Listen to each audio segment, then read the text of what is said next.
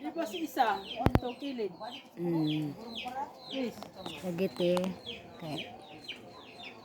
Guys, makabuot. Hello guys, makabuot ra gyud ning kuan guys, kapayas. Butangan ra ni namog isa ka buok manok guys, fights na. Diba? May kapayas. Naidaghan diring tanom na mo guys, likod ras balay guys. Gusto mo guys, ay lemongrass. Ay ang kadaghang lemongrass diri. Now, kadaghang lemongrass guys, arang daghan ng lemongrass.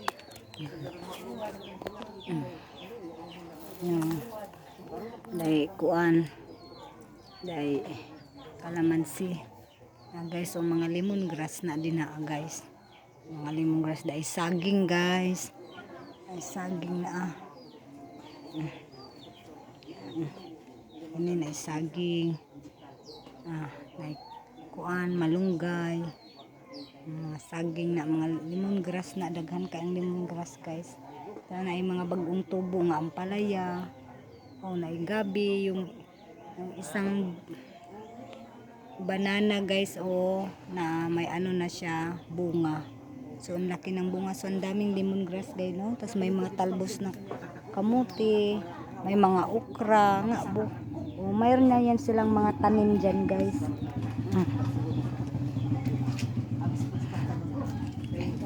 Ay mga kuan guys, malunggay guys.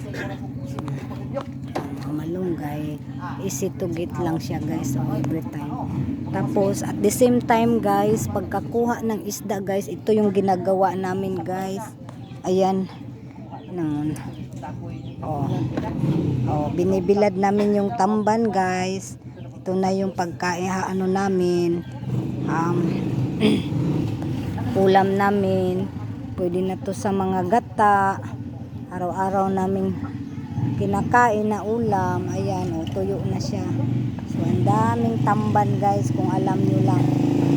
Okay.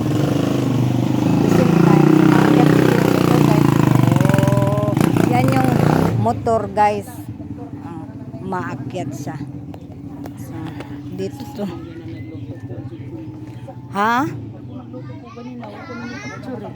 Ay sus, ganiha. Kanas apa ka magluto? Picture itong to ako sa kuwan pa pisod. Time pa sa ako rang kuano na punta ko. Tapos dito to guys, tanim ng nanay ko. Ayan, pwede akong kumuha anytime. Ang daming tanim, may orchids pa.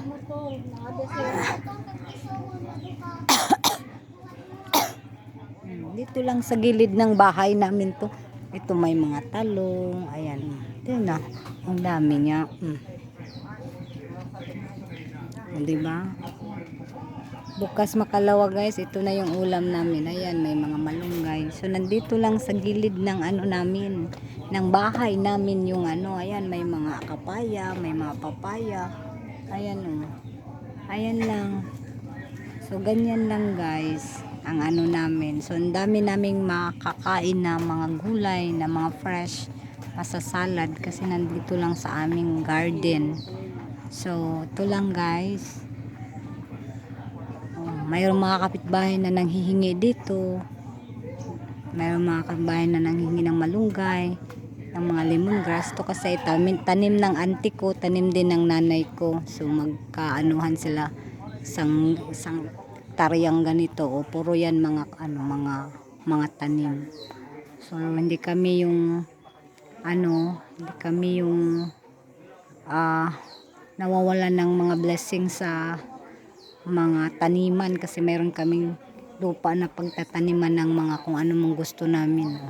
So ayan, yan yung bunga ng mga pagod-pagod minsan ng nanay ko tsaka yung auntie ko. Ayan sila guys.